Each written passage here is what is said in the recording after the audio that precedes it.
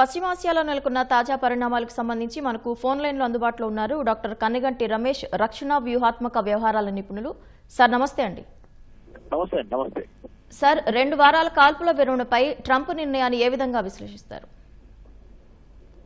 It's definitely welcoming decision అండి. తప్పనిసరిగా మనందరం స్వాగతించాలి. ఇది జియో పాలిటిక్స్, ఈ ఫారిన్ అఫైర్స్ మూలంగా ఈ సప్లై చైన్ లాజిస్టిక్స్ ప్రపంచవ్యాప్తంగా ఎంతో ఇబ్బందికి గురవుతున్న తరుణంలో ఈ 2 వారాలు కాల్పుల విరమణ అనేది 2 వైపుల నుంచి, ఇరాన్ నుంచి, అమెరికా నుంచి, ఇది ఒక మంచి శుభపరిణామంగానే మనం భావించాలి. కానీ అంటే యుద్ధాన్ని గురించి, defence security, national security, foreign affairs మీద మేము చేస్తున్న రీసెర్చ్ ప్రకారము ఇది తాత్కాలికంగా ఆగుతుందే గానీ ఒక పర్మనెంట్ సొల్యూషన్ గా ఇంకా మారటానికి చాలా టైం పడుతుంది. బట్ అలాంటి నేపథ్యంలో ఈ 15 రోజుల్లో ఇప్పుడు మనము భారతదేశం ప్రొయాక్టివ్ గా తీసుకొని భారతదేశం కూడా వర్కౌట్ చేస్తే చాలా వరకు యుద్ధ నష్టాన్ని లేకపోతే యుద్ధ తీవ్రతని తగ్గించే అవకాశం ఉంటుంది లాంగ్ టర్మ్ లో. సో షార్ట్ టర్మ్ లో ఈ 15 రోజులు చాలా మంచి పరిణామంగానే మనం భావించాలండి. ఎందుకంటే ముఖ్యంగా స్ట్రైట్ ఆఫ్ హర్ముజ్ గానీ, బాబెల్ మందేబ్ గానీ, ఈ 2 చాలా కీలకమైన జలసంధులు. ఈ 2 జలసంధుల్లో జరుగుతున్న ఈ ఇబ్బంది వలన ప్రపంచం మొత్తం అతలాకుతలమైంది. ఎనర్జీ సెక్యూరిటీ, ఎకనామిక్ సెక్యూరిటీ, దాంతో పాటుగా కొన్ని దేశాలకు సంబంధించిన ఫుడ్ సెక్యూరిటీ, అన్నిటికీ మించి ప్రాణ నష్టం, ఆస్తి నష్టం, ఇవన్నీ ఇప్పుడు చాలా వరకు కంట్రోల్ చేయగలం. సో దీన్ని ఎంతవరకు మనం నిలబెట్టుకుంటాం అనేది చాలా కీలకమైంది.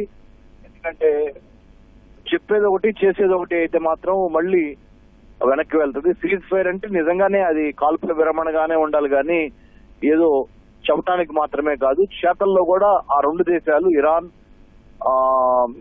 అమెరికా నిలబడాలి, మాట మీద నిలబడాలి. ఎంతవరకు మాట మీద నిలబడితే అనేది మనం వేచి చూడాలి. దాని మీద ఖచ్చితత్వం అయితే లేదు.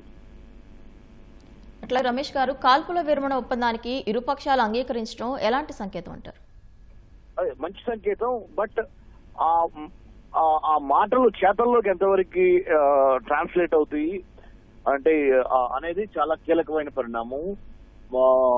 ఇదివరకు కూడా ఇట్లా ఆపుతున్నామని చెప్పి ఆపకుండా యుద్ధాన్ని కంటిన్యూ చేస్తున్న సందర్భాలు చాలా ఉన్నాయి in the last 5 weeks 6 weeks లో. సో ఈసారైనా సరే మాట మీద నిలబడి 2 దేశాలు కాల్పుల విరమణ జరిపితేనే మంచిది.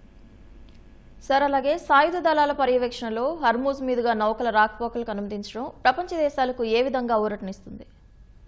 తప్పనిసరిగానండి.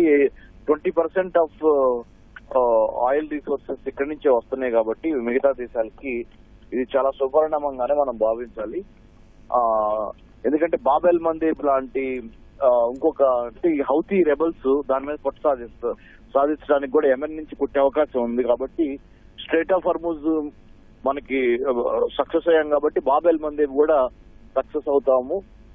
తద్వారా ఈ సప్లై చైన్ లాజిస్టిక్స్, ఎందుకంటే ప్రపంచంలో 100% ట్రేడ్ లో 80% ట్రేడ్ ఓన్లీ షిప్పుల ద్వారా ఈ హైసీస్ మహాసముద్రాల ద్వారా జరుగుద్ది. కాబట్టి ఇది చాలా సుపరిణామంగానే భావించాలండి ఈ 15 రోజులు కాల్పుల విరమణ. బట్ అది మాట మీద నిలబడే విధంగా మనం ఒత్తిడి తీసుకురావాలి. సార్, పశ్చిమాసియాలో ఉద్రిక్తతలు చల్లారుతున్న వేళ అంతర్జాతీయ విపణిలో ముడి చమురు ధరలు దిగొచ్చే అవకాశం ఉందంటారా? ఈ 15 రోజుల కాల్పుల విరమణ గనక నిలబడితే అంటే అనుకున్న విధంగా కొంత దిగొచ్చే అవకాశం ఉంది. లేదా ఇప్పటికే ఆల్రెడీ అమెరికాలో కూడా గత 4 ఏళ్లలో ఎప్పుడు పెరిగిన విధంగా ఒక బ్యారెల్ ధర $4 పైన వెళ్ళింది.